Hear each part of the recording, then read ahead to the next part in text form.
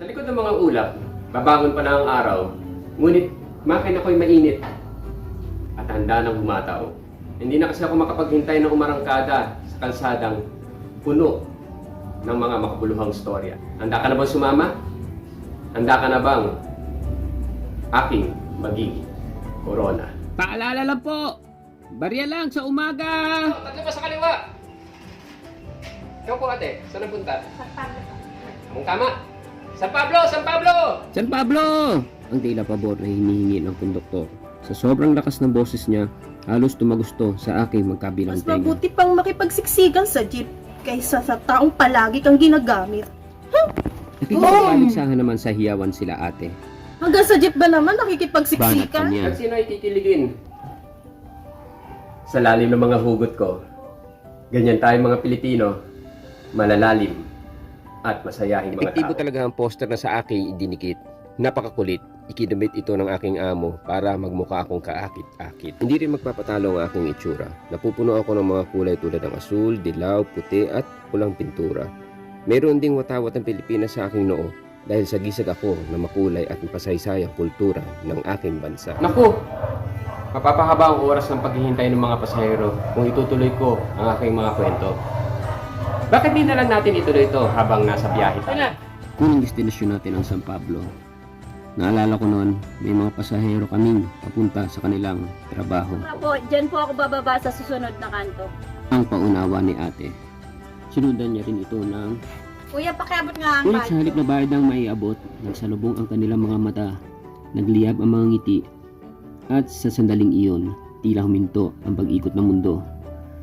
Kung hindi iyon pag-ibig sa unang tingin, bakit mas malakas pa sa makina ko ang tibok ng kanilang mga puso? Aba, tila ayaw na nilang bumaba. Susunod na destinasyon naman ang Santa Rosa. May pasahero akong matanda, nakukuba-kuba at nakakaawa. Saan po itong Banayad kong tanong habang pinagmamasdan sa salamin si nanay. Sa ospital, iho. Malambing na Senyor, ha? wika ni nanay. Papunta si nanay sa isang malaking pampublikong ospital at tila ba may bibisitahing isang minamahal. Bitbit ang rosaryo sa kanyang kamay, siya ay nagdarasal ng malumanay. Mas lalo pa akong nahabag sa kalagayan ni nanay nang may luhang sumilip sa kanyang mga mata. Nay, huwag kang mag-alala. Dahil sa iyong dasal, ako'y iyong Mahina akong salaysay. Pagkaraan ng ilang minuto, dahan-dahang tinulungan at inalalayan pababa ng konduktor si nanay. Sana balang araw makita ko ulit si nanay. At naway sa pagkakataong iyon ay may ngiti ng nakahanay. Hindi na sa ospital ang tuloy, bagkus ay sa kanila ng bahay. At hindi na malulumbay. Ito ang taimtim kong panalangin at salaysay. Ang ating susunod na destinasyon naman ay ang San Pedro. Kasama ang mga beki kong pasahero. Naalala ko, habang palalim na ng palalim ang gabi, pabigat din ng pabigat ang hangin. Dadaan pala kami sa tulay na nababalot ng kababalaghan at katatakutan. Gusto ka sa harap? Ang sigaw ng isang beki, ang sigaw namang sumagot din ng isa pang beki. Malapit na ako maging driver ng jeep na to. Pagkaraan ng ilang segundo, natahimik ang paligid at biglang niyakap kami ng malamig na hangin. Tila nagkukubli ng mga lihim ang mga aninong nagmamasid mula sa dilim. Hindi na nakayanan ng mga beki ang takot at nagsimula ng maghiyawan. Kuya! Bilisan mo naman pumaneo! Baka may umakit na white lady at nagpaalam dito sa dulo! Pagmamadali ng isang beki, Kuya, hindi ko na carry. upaulit-ulit nilang sigawan. mag-alala. Pinapangako kong ligtas ko kayong mayahatid sa inyong destinasyon. Pagsisiguro ng aking amo sa mga ito. Pagdating sa may kanto, sabay-sabay na sigaw ng mga beki, kasabay ng nakakabinging hagalpakan. Ang buhay nga naman, kailangan palaban kahit maraming katatakutan. Ang isa naman sa mga paborito kong destinasyon ay ang Santa Barbara. Marahil dito ay marami akong pasaherong mahuhusay na bata. Hindi ko talaga malilimutan ang munting palabas na kanilang minsan ay ipinamalas. Gamit ang mga lata ng kondensada at tansa ng mga soda, nagtambol sila at sinabayan ng masisiglang kanta. Kahit ang mga pasahero ay naaliw sa kanilang mga talento. Hinding-hindi maitatanggi na ako ay jeep na maraming masasayang tinig at ihip. Teka, may mga pagkakataon din palang isinakay ko ang mga karton at sako sa aking noo. Pero kung ako ang tatanungin, mas gusto kong isakay ang mga bagahe ng mga Pilipino sa aking ulo sapagkat sila ang nagsisilbing korona ko. Kapag ang araw ay humiga na sa likod ng mga bundok, nagpapahinga na rin ako mula sa may itim na usok. Umuwi na kami ng aking amo upang makapagpahinga sa pagkarga ng maraming istorya. Babatiin rin kasi niya ang kanyang pamilya habang ako ay nagpapalamig ng aking nakapapasong makina. Hating gabi pa lang, ngunit hindi na naman ako makapagpintay sa panibagong serye sa kalye. Mag-uumpisa ng tumilawak ang mga manok nung nagsimula muli kaming umarangkada papunta sa aming nakasanayang pardahan. Ngunit bago iyon, dumaan kami ng aking tsuper na amo sa tindahan upang mag-almusal ng mainit at malambot na pandesal. Hindi rin nalimot ang aking amo na bumili ng dyaryo upang mayroon siyang libangan habang umiinom ng mainit na kape. Tulad ng aking mga nakagawian, hindi na naman ako makapaghintay sa magiging kwento ng araw ko ngayon. Ngunit tila may kakaibang tunog ang makina ko ngayon. Parang may nagbabadyang matinding lubak at masalimuot na kalsada na naglalantad ng mapanganib na tapak. Parang may bumubusina na pangamba. Ako'y puno ng kaba. Ano ito? Jeepney face out? Nakalantad na balita sa dyaryo na binili ng Di aking maaari! amo. Nagbabawal na ang jeep umarangkada sa kalsada. Nangangalat na tanong ng amo ko. Nagsimula namang magsilapitan ang mga tsuper at mga konduktor na aming mga katrabaho. Gusto nilang tiyakin kung ang mga detalye sa dyaryo ay totoo. Mayroon pang natumba sa biglang pagtayo mula sa kanyang pagkakaupo. Lahat ay hindi makapaniwala, lahat ay tulala. Pangarap niya maging inhinyero. Kabadong tanong ni Mang Cardo. Gagamot ngayon ang anak mo ng pulmonya. Sana kukuha ng maraming barya. Malungkot na sambit ng kumpare ng aking amo. Nagsisimula pa na akong pag-ipunan yung pangako kong naroon sa bunso ko. Sana ko kukuha ngayon ito. Nayayamot na saad ng isa pang tsuper. Bumuwat ang katotohanan. Hindi ko na kailangang magbingi-bingihan. Halata naman sa reaksyon ng mga tsuper at konduktor na nagpupunas ng malamig nilang mga luha at pawis. Paano na kaya ang kwento ng mga tsuper, konduktor at pasahero ko? May manghahatid pa kaya sa kanila sa masaganang lugar o sa kalsada na lang silang maglala? Puno man ako ng buhay ngunit kapansin-pansin na pansamantala akong nawala ng buhay. Hindi ko na malaya na pumalya ang aking mga ilaw at makina. Ramdam ko rin ang pagyakap ng lamig sa aking manibela. Mina ang musika at parang kumakanta na lamang sapagkat may dusa. Lumambot ang aking mga gulong kasabay ng hamog sa aking mga salamin. Tila ba masyadong mabigat ang aking pasanin. Sa bilis ng mga pangyayari, hindi ko na namalayan na kami ay uuwi na dahil tapos na ang biyahe. Kahit ang lamig ng malakas na ulan ay hindi ko na rin namalayan. Bumaba na ang aking amo matapos akong sa garahe ay iparada. Kinuha niya rin ang pamunas at sinimulan akong linisan.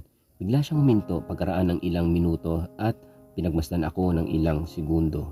Kahit hindi ko tignan ang kanyang itsura, alam ko ang kanyang nararamdaman. Ano ba ang aming huling biyahe? Yumuko ang aking amo at isinandal ang kanyang ulo sa aking manibela. Hindi siya kumibo at nagsimulang tumulo ang sunod-sunod na patak ng luha sa kanyang mukha. Paano na ang pamilya ko? Paano na Ang kanyang mga sambit ng paulit-ulit habang humagulgol. Hindi ko na narinig ang malakas na buhos ng ulan, bagkus tanging hinatpis na lamang. Piniga ng balita ang kanyang puso. Masakit sa bawat pamilyang Pilipino ang mawala ng trabaho. Lumabas naman si Aling Marta dahil sa pag-aalala sa kanyang asawa. Hindi pa kasi ito pumasok sa tahanan nang mapansin ang namumulan nitong mga mata at sinisipon na ilong. Naintindihan niya agad ang rason. Ayaw nitong ipakita sa pamilya ang kalagayan ng kanyang itsura. Nalungkot si Aling Marta sa kalagayan ng asawa at nagsimula Meron bang magtanong. problemang bumabagabag sa iyo? Tahimik na tanong ni Aling Marta. Hindi naman tumugon ang aking amo. Wala magagawa si Aling Marta dahil maaaring hindi pa handang ipaliwanag ng aking amo ang rason. Kaya hindi na niya ito pinilit pa. Pumasok ka na muna Malambing sa na loob. paanyaya ni Aling Marta. Nagluto ako ng paborito mo. Mainit at masarap na tinola. Maganda iyon upang mainitan na kayong sikmura. Isinunod niya na may malasakit. Wow! Mmm! Ang bango naman ng ulam. Kasi ang bulalas ni Nena, narinig naman ito ng magkakapatid at nagsimula mag-unahan sa hapagkainan. Sama-sama nagsalo-salo ang buong pamilya. Nagtawanan, nagkantsawan at nagbiruan. Mayroong tinola, kalamansi juice at ang iniintay ng lahat, ang panghimagas, baha blanca. Habang inabot ng talagang bunso ang kanin, itinanong naman ng panganay ng amo ko ang mga nabubuong pagtataka sa isipan nito. Tay, kanina ka pa po tahimik. Kamusta po kayo sa trabaho? Seryosong tanong ni Ninoy. Napahintuan naman sa paghiwa ng maha blanca si Aling Marta. Hindi na rin nahigop ng kanilang tatay ang mainit na sabaw. Nagtingin na naman ang magkakapatid na pinaparating sa isa't isa na lahat sila ay may nahahalata. Nilulok muna ng tatay ang pagkain bago ito huminga ng malalim. Buo na ang kanyang isipan na sabihin sa kanyang pamilya ang masakit na balita. dyaryo ngayong araw? Mainit na ibinalita ang jeepney face out. Ang malungkot na saad ng tatay. Nanlaki ang kanilang mga mata. Sa gulat ay nabitawan ni Aling Marta ang sandok at tinakban ang bibig dahil hindi siya makapaniwala. Si Nena na hindi pa ganong nakakaintindi ng Ingles ay muling nagtanong. Pero tay, Ano po yung jeepney phase Ang out? pagtataka ng bata. Anak, ang jeepney phase out ay pulisiya sa ating bansang Pilipinas na may layuning ihinto ang operasyon ng mga jeep na 15 taon pataas at palitan ng mas makakalikasan at mas modernong pasilidad tulad ng electric compliant engines o ginagamitan ng kuryenteng makina. Global Positioning System o GPS. Ginagamit upang matukoy ang eksaktong lokasyon. Closed Circuit Television o CCTV. Ginagamit para sa dagdag proteksyon at air conditioning o pampalamig sa loob ng sasakyan. Mahinang paliwanag ng tatay sa anak. Makakasakay na po tayo sa aircon. Hindi po ba? Maganda yon. Nasasabik na tanong ni Ninoy. Maganda sa kung maganda, anak. Pero sana ay hinandaman lang kami para rito. Saan kami kukuha ng ₱1,000,000 para sa pagbabagong ito? Kakarampot at halos kulang pa sa pang-araw-araw ang aming Malungkot na kita. paliwanag ng tatay. Ano na tayo ngayon mabubuhay tayo? Maluhaluhang sabi ni Nena matapos maunawaan ang balita. Natural lamang ang kanilang mga reaksyon sa malungkot na balita. Ang pamamasada ng jeep ang tanging pinagkukunan ng kanilang kita para sa pang-araw-araw na gastusin. At kasabay nito, kailangan din nilang isipin ang mga bayarin sa pag-aaral ng mga bata. Hindi pa natatapos ng panganay na si Ninoy ang kanyang kolehiyo.